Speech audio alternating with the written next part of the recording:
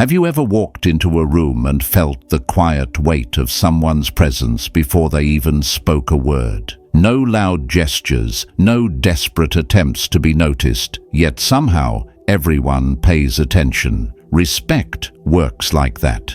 It doesn't come from chasing approval or forcing yourself into the spotlight. It comes from a certain way of moving, of holding yourself, of speaking as if your words carry iron behind them. The Stoics understood this long before any modern psychology. They taught that respect is not demanded. It is drawn, like water from a deep well, by the calm authority of one who governs himself. People instinctively sense when you are steady, when you are not shaken by noise or provocation, and they give you what cannot be begged, their regard. Today, we'll explore 8 habits that turn silence into strength and composure into influence. Stay with me, because each one may change the way others see you. As we step into the first chapter, imagine a man who does not rush when the world expects haste. His movements are unhurried, deliberate, almost like the steady rhythm of a tide that refuses to be dictated by storms. In a room where tension rises, where voices sharpen and eyes search for weakness, he does not flinch. He does not scramble. He moves slowly, and in that slowness there is a message more powerful than any display of force. It is the quiet declaration: I am not intimidated. I am not controlled. Now, imagine yourself in such a moment. Perhaps at work, a crisis breaks out and everyone panics. Papers fly, phones ring, words spill faster than thought. You feel that pull to join the frenzy, to show you are doing something, anything. Yet ask yourself, does speed always mean strength? Or is it sometimes the very evidence of fear? Marcus Aurelius once wrote, "If you are distressed by anything external, the pain is not due to the thing itself, but to your estimate of it." The rush is not always a response to reality. It is often a reflection of our own unease. Here's where the Stoic principle shines through. To move slowly is not to be careless, nor to delay what must be done. It is to show mastery over the one thing you can control: yourself. Picture a commander on a battlefield. If he runs frantically, soldiers lose heart. If he moves steadily, even in chaos, his presence calms and commands. The same is true in the small wars of daily life. When others expect you to stumble or rush, your composure unsettles them. They wonder what you know that they do not. They begin to see you differently. A story may help. I remember a heated meeting where accusations flew like arrows. Everyone was talking over each other, voices cracking, chairs scraping. One man, however, remained still. He sat back, breathed slowly, folded his hands, and let the storm crash around him. Only after the noise had spent itself did he lean forward, speak in a calm tone, and cut through the confusion with one clear suggestion. In that moment, all eyes turned to him. Not because he demanded it, but because his composure proved he was the only one truly in control. His slowness was not weakness, it was dominance without aggression. Seneca once warned that he who is quick to anger is a slave to himself. The same applies to urgency born of panic. When you allow every pressure to dictate your movements, you are enslaved by circumstance, but when you choose the pace, you declare freedom. Moving slowly is not a trick for appearances. It is an inner discipline. It requires you to feel the urge to hurry and to resist it.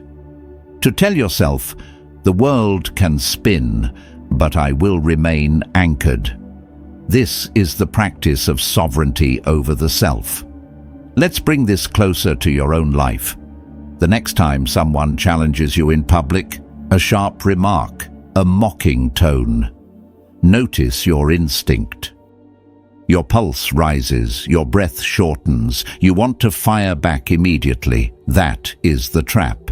Instead, pause. Move slower than your body demands. Turn your head deliberately, meet their eyes without haste, and let silence hold for a moment longer than comfort allows.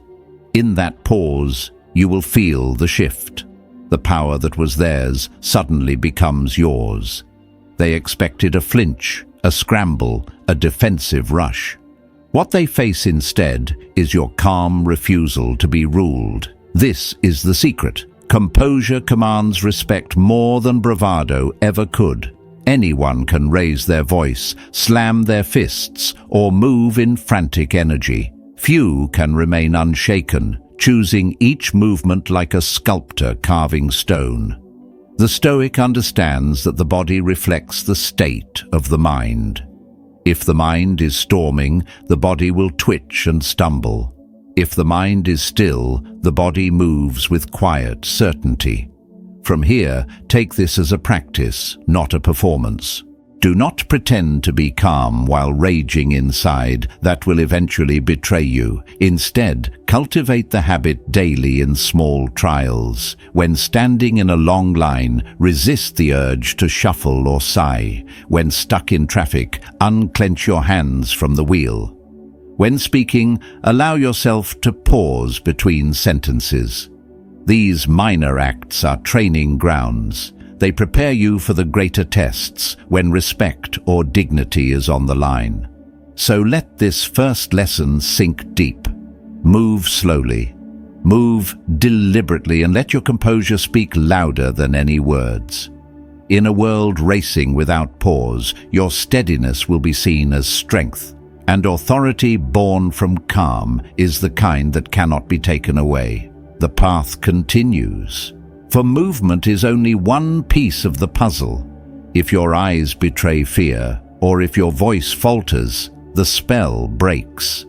So let us step next into the second truth, how the gaze you hold can either build a bridge or light a fire. Moving into the second chapter, picture two pairs of eyes locked across a tense space. The room is charged, heavy, as if the smallest shift could spark a fire. One gaze is calm, steady, deliberate. The other begins to shake under the weight of silence. In that fragile moment, respect and fear are balanced on something as small and as revealing as eye contact. Now imagine yourself there. Perhaps it's in a meeting, a disagreement, or even a casual exchange where someone tries to put you down. Your instinct may be to look away quickly, surrendering without meaning to. Or, in defiance, you may lock into a stare-off, teeth clenched, determined not to yield. Both responses betray you. One signals submission. The other fuels hostility. The Stoics taught us that true strength is not in extremes, but in measured choice. Epictetus reminded us, any person capable of angering you becomes your master. The same principle holds here. If your eyes are pulled by fear or ego, you are no longer in control. Here's where discipline meets practice. The art is not in holding forever, nor in dropping instantly. It is in staying steady for a few quiet seconds, 3, maybe 5, then breaking with intention, shifting calmly to the side rather than downward.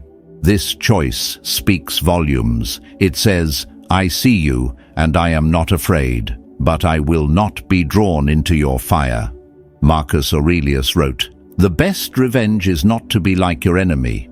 You are not mimicking aggression. You are practicing restraint without weakness. That is where authority lives. I recall a story told by a colleague about a high-stakes negotiation. The opposing executive leaned in, eyes burning, trying to force submission. Tension rippled through the room. My colleague held his gaze, calm and unhurried. Then, just as the pressure peaked, he shifted slightly to the side and spoke in a measured tone. The aggressor faltered. Power changed hands without a single raised voice. Respect was earned not by force, but by control. Think of your eyes as the gate to your inner fortress. If they dart away too soon, people sense a crack in the walls. If they stay fixed in defiance, they reveal recklessness. But if you hold them with calm discipline, then release on your own terms, you remind everyone that you alone command the gate. Respect flows from that balance. Seneca once said, "The greatest remedy for anger is delay." In moments of confrontation, delaying your reaction is power. Delay the flinch. Delay the need to dominate. Use the pause to remind yourself that you are not a servant to anyone else's emotions. You govern your own. That is Stoic mastery, the kind that commands respect without demanding it. So let your gaze become more than just a look. Let it be a signal of steadiness. Hold when you must, release when you choose, and let no one's glare dictate your worth. Respect is not won by staring someone down. It is won by showing that even in the heat of conflict, your eyes follow your command, not your fear. And this leads us deeper. Once your gaze is anchored, the next lesson is even harder. It is not only about how you look at others, but how you refuse to be shaken within when hostility rises.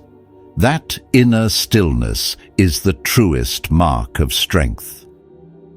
Advancing to the third chapter, imagine the silence of a man who refuses to be moved by another's hostility. The air is sharp with tension, words are hurled like stones, but he does not flinch. He sits steady, breath calm, eyes unwavering. Without lifting his voice, without raising a hand, he projects more confidence than the loudest man in the room.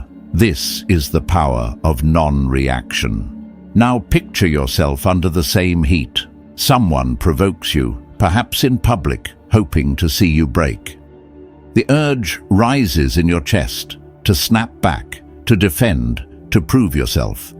But what if instead you simply remained calm? Not passive, not submissive, but still. That stillness unsettles. It unsettles because it shows you are not under their control. Epictetus once said, "It is not what happens to you, but how you react to it that matters." To be non-reactive is to declare without words that you trust your own strength more than their attacks. Here's where the Stoic path separates from mere pretense. Non-reactivity is not faking calm while burning inside. It is the cultivation of a deep inner confidence that cannot be shaken. Imagine a soldier who has faced 100 battles. When he hears the clash of steel, he does not panic. He has trained for this. The same is true for us in daily life. When insulted, when challenged, when threatened, we can train our minds to remain composed. We are not pretending. It becomes who we are.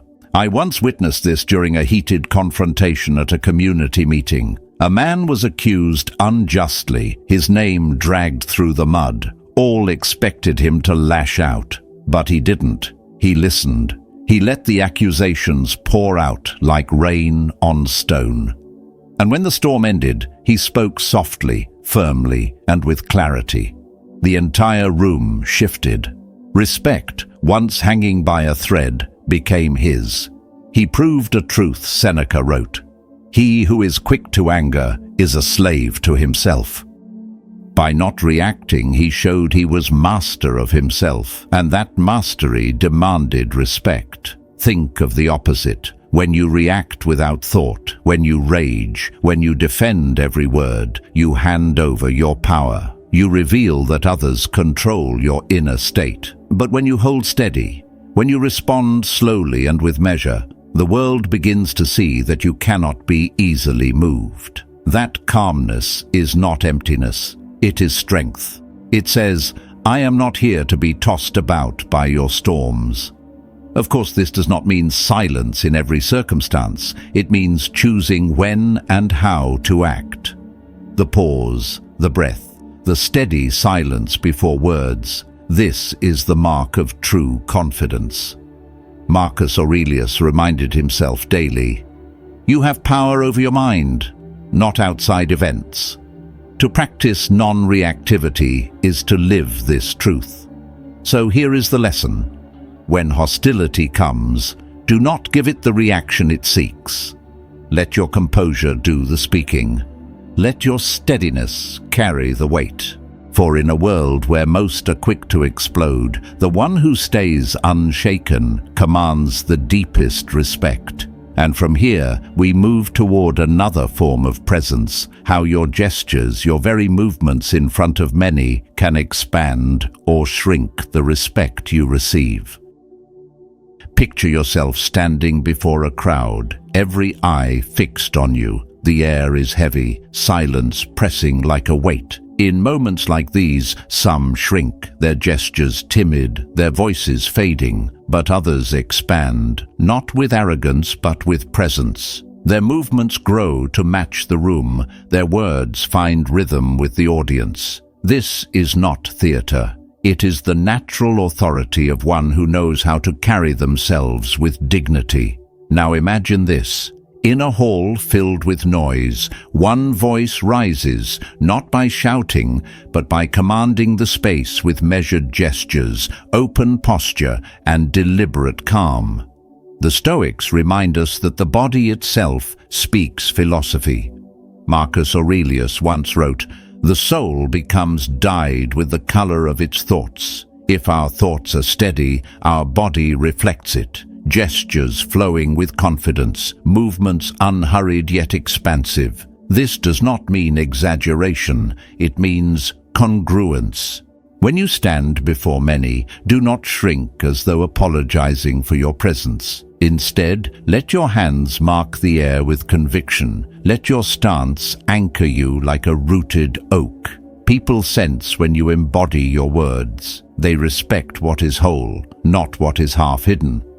Consider a leader addressing a weary crowd after hardship. If he speaks hunched, voice trembling, his truth may be lost. But if he stands firm, gestures reaching outward, his presence becomes larger than despair. Even if his message is of sacrifice, it lands with power because he carries it with gravity. Tommy Shelby, though a fictional figure, embodies this. His presence stretched to meet the crowd, his stillness broken only by gestures that carved the air like brushstrokes on canvas. That image reminds us that presence is not born in the throat, it begins in the body. Seneca warned against living in fear of judgment, for it makes us small, and when we make ourselves small, people believe us.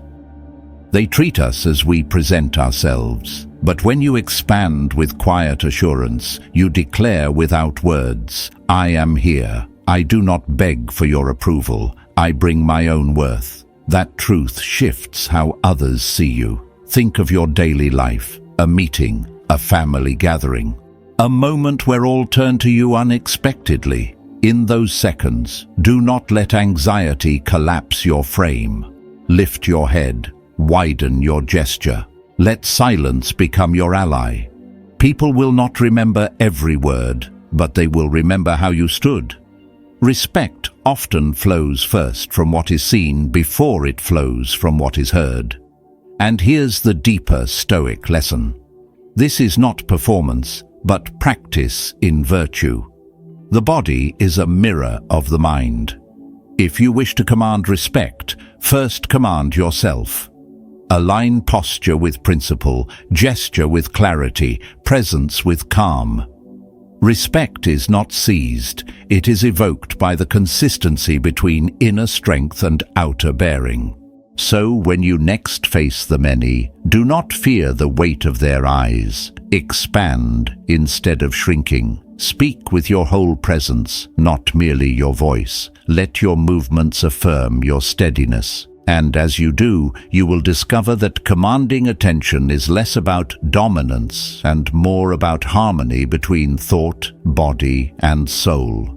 If this insight resonates, subscribe for more wisdom and leave a simple word below, perhaps presence. It will remind you, and others walking this path, of the quiet force that comes when you choose to stand tall. And from here, we move beyond the body into the realm of speech, where words themselves must carry the same weight as silence. Entering the 5th chapter, notice how words can carry the weight of iron or the emptiness of smoke. You've likely met people who fill the air with endless promises. I hope, I wish, I want, and yet nothing moves. Their language reveals their uncertainty. Then there are those whose words strike with finality. They say, I will. No hesitation, no apology, just a decision made aloud. And in that firmness, respect naturally follows. Now picture a moment in your own life. You stand before someone whose opinion matters, perhaps a mentor, a superior, or even yourself in the quiet of the mirror. Do you clothe your intent in soft fabrics of hope, or do you lay it bare with steel? The Stoics knew the difference. Marcus Aurelius wrote, "Waste no more time arguing about what a good man should be. Be one." Conviction is not a matter of saying more. It is a matter of saying with certainty what you already know must be done. Here's where the lesson deepens. Conviction in speech is not arrogance. It is alignment. When the inner life is ordered, the outer words come with force. They do not plead, they do not waver, they simply express the will of one who has already chosen. This is why the hesitant man speaks in circles, while the steady man speaks like a blade. Respect clings to the latter, because people can sense when a word is born from clarity rather than doubt. A story illustrates this. Years ago, I watched 2 colleagues present proposals to the same group. The first filled the room with cautious phrases. "I think this could work. Perhaps if we try, I hope we might achieve." Though his ideas were solid, his voice diluted them. The second man stood, spoke plainly and said, "This is the path we will take. This is the result we will reach." His plan was no more perfect than the first, yet all eyes turned to him. Why? Because conviction creates gravity, and gravity cannot be ignored. Seneca once warned that most powerful is he who has himself in his own power. When you master your inner ground, your words stop drifting like leaves in the wind. They become stones placed with purpose. Conviction, then, is not about dominating others. It is about standing in your own center so firmly that others instinctively lean toward it. People respect not the boast, but the certainty that requires no boasting. Think of how you speak about your future. Do you say, "I hope one day to be disciplined," or do you say, "I will live with discipline"? The first leaves the door open to excuse.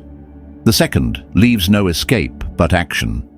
Language guides not only how others see you, but how you shape yourself. Each "I will" is a contract with your own soul. And when you honor it, respect begins within and extends outward. Let your speech reveal the discipline you already live, not the hopes you still chase. Strip them of excess, clothe them in clarity, deliver them with weight. People may forget the details, but they will remember the conviction. For in a world that hesitates, the voice that decides commands. From here, we move beyond choice of words into the rhythm of speech itself, where silence and pause can make the spoken truth thunder even louder. Advancing to the 6th chapter, imagine words that fall like stones into still water, each one landing with a weight that cannot be ignored. The strength is not only in the choice of words, but in how they are carried by tone and rhythm. Many weaken themselves without knowing it, ending their statements with a rising inflection, turning certainty into questions, leaking conviction through the very sound of their voice. It is not the thought alone that commands respect, but the manner in which it is spoken. Now, Picture a man whose tone drops downward, steady as a hammer striking iron. No uncertainty, no pleading, just finality. He speaks slowly, with cadence, and in the silence between his words, the room leans in. Paradoxically, the pause, the moment when nothing is said, becomes the most powerful part of speech. This is where the Stoic finds his edge.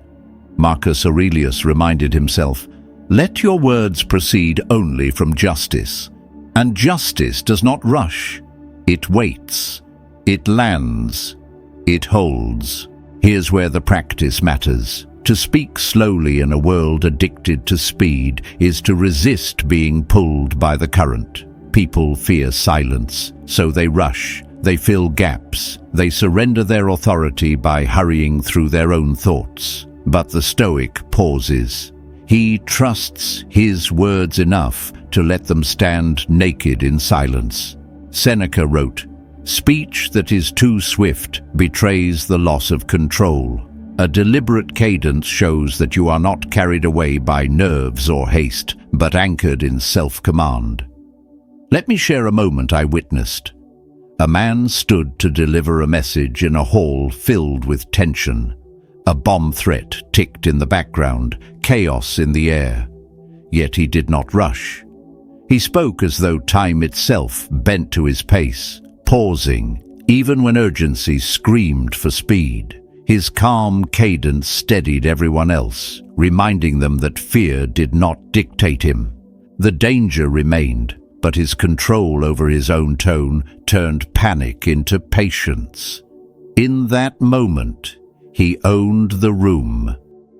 Think of this in your own life. How often do you undercut yourself by racing through your words, as if you fear interruption, as if you must finish before being dismissed? But what if instead you held the line, spoke with pace, slow enough to show you would not be hurried?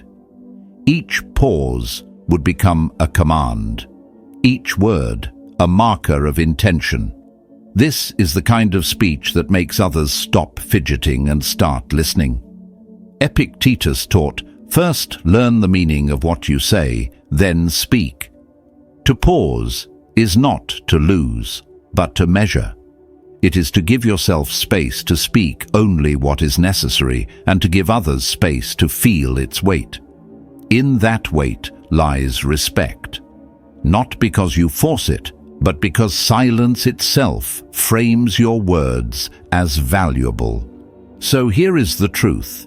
Conviction is not only in saying "I will," but in speaking it with a tone that descends like a verdict. It is not only in the message, but in the pause that proves you are not afraid to let it breathe.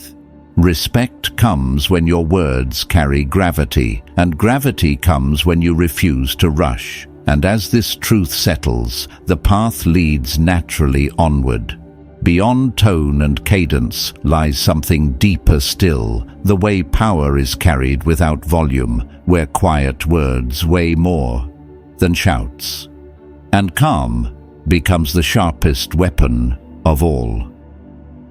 Here's where the 7th chapter unfolds, in the quiet weight of words that never need to be shouted. Picture a man standing in a room thick with tension. His enemies spit threats, their voices sharp, eager to rattle him, yet he does not raise his tone. He speaks low, calm, deliberate, and somehow those quiet words strike harder than any scream could. They sink deep, leaving a silence that lingers long after the words have faded. Now imagine yourself in such a place. Someone confronts you, their words meant to provoke, their presence pressing like a storm. Do you match their volume, desperate to prove strength? Or do you steady yourself, letting silence and calm speech become your armor? The Stoics remind us, power is not in noise, but in control. Marcus Aurelius wrote, "The best answer to anger is silence, and when silence is finally broken, it must be with words that carry weight, not waste." Think of why quiet words cut so deep. They reveal something rare, certainty. A man who knows what drives others, their hunger, their fears, does not need to shout. He touches what they long for or what they dread, and in that recognition his speech becomes heavy with consequence. He does not have to force attention. Attention comes to him. This is why Seneca said, "He who has great power should use it lightly." Lightly, not loudly. I once saw a leader handle a moment of threat. Accusations swirled, demands flared, the crowd restless. All expected him to respond in kind, to shout, to rage. Instead, he leaned forward, lowered his voice and spoke slowly. "You already know the cost of your choice. Nothing more." And the room shifted. What could have been chaos became silence. Respect was won, not by noise, but by the calm courage to speak softly when everything else screamed for volume. Here lies the Stoic truth. The one who shouts reveals fear. The one who whispers with authority reveals mastery. The quiet word unsettles because it shows you are not pulled into the storm, you remain the eye of it. Control like this cannot be faked. It must be cultivated in the inner life first. Epictetus warned, "Any person capable of angering you becomes your master." The calm voice declares, "You are not my master. My mind remains mine." So practice this. In the next heated conversation, resist the pull to speak faster, louder, harsher. Instead, breathe, lower your tone, say less, but mean more. You will notice the change immediately. People lean in, not out. They listen, not because you demand it, but because your restraint commands it. Respect follows those who do not waste their breath on noise. And so, let this lesson close with a clear edge. When you no longer need to raise your voice, your authority is already recognized. For true strength lies not in the shout, but in the calm certainty that makes others fall silent. From here, we move toward the deepest ground of all, the inner foundation of confidence itself, the well from which this quiet power is drawn. Entering the 8th chapter, notice how true confidence does not tremble under pressure. A man who appears calm in chaos is not performing, he is revealing what he already knows. He understands the stakes, he sees the forces at play, and because he knows the reality of the danger, or the lack of it, he does not overreact. His steadiness unsettles others, for they realize he is not chained by fear. This kind of composure is not born in the moment. It is built long before the trial begins. Now imagine standing in front of someone who wants to intimidate you. They hurl threats, hoping to stir panic. Yet instead of folding, you stay still. Why? Because you recognize the truth. The real threat is not their words, but your willingness to let those words dictate your mind. Marcus Aurelius said, "You have power over your mind, not outside events." Once you realize this, their weapon dulls. They can press, they can threaten, but they cannot truly shake you unless you hand them the keys. Here's where the lesson deepens. In fiction, a man like Tommy Shelby holds sway by touching what others desire or fear. In reality, we translate this principle not through menace, but through clarity. People move because of two forces, the promise of gain and the risk of loss. The Stoics knew both are external. What matters is not to manipulate others with them, but to recognize how they shape behavior. When you see clearly what drives people, you can speak with precision. And when you see clearly what drives you, you cannot be moved like a pawn on someone else's board. Think of a simple example. You want a raise at work. Many approach with timid words. "I've been here a long time, I'd like more money." The request is built on hope, on desire alone. It reveals weakness. But what if you reframed it with Stoic steadiness? You say, "I believe I can add more value. Tell me what I must prove in 3 months to earn that place. This is not begging, it is strength. You are showing both the carrot, value offered, and the stick, the readiness to walk away if unrecognized. You do not threaten, you demonstrate resolve. A friend of mine once used this very approach. He outlined what he could contribute, invited his superior to set measurable expectations, and fulfilled them. At the same time, he quietly secured other offers. When the time came, he presented both the results and his alternatives. His voice remained calm, unhurried. There was no need for ultimatums. The facts spoke for him. He won the respect of his employer, not through aggression, but through clarity and preparation. That is Stoic practice, aligning inner strength with outward action. Seneca reminded us that he who is brave is free. Freedom in this sense is not reckless defiance. It is the ability to stand firm without resorting to bluster. It is the courage to prepare, to act with reason, and to refuse to be trapped by desperation. The carrot and stick approach, stripped of manipulation, becomes simply this: give clear value, hold clear boundaries, and refuse to chain your worth to another's whim. So let this truth settle in you. Confidence is not about loud defiance or empty threats. It is about being so grounded in your own principles that you can negotiate, confront, or resist without trembling. You know what you bring. You know what you will not accept. And because of that, your words, though calm, carry force.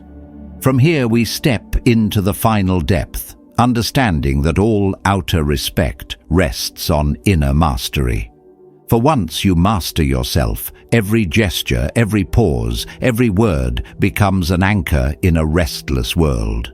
That is the path the Stoics walked, and the path that still waits for you.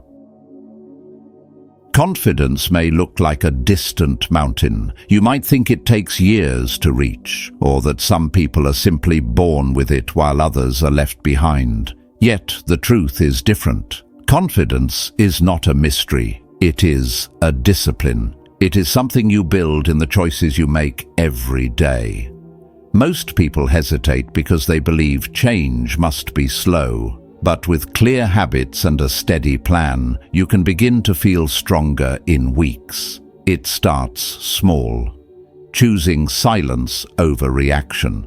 Speaking with certainty instead of hesitation. Holding yourself tall when the world expects you to fold. Each choice is a stone, and stone by stone, you create a foundation that cannot be shaken. I have seen people transform this way. Someone who once stumbled through interviews now speaks with calm assurance and wins opportunities. Another who once felt invisible found that steady words carried unexpected weight. Others who doubted their presence discovered that presence is not a gift from birth, but a habit shaped in practice. Their lives changed not because fortune favored them, but because they stopped waiting for approval and started living from their own strength. So let this be your reminder. Respect is not demanded. It rises naturally when you govern yourself. Every pause, every calm word, every deliberate action tells the world you already carry the power they recognize. If this message reached you, subscribe so you can keep walking this path. And leave a simple word below, perhaps respect as your mark.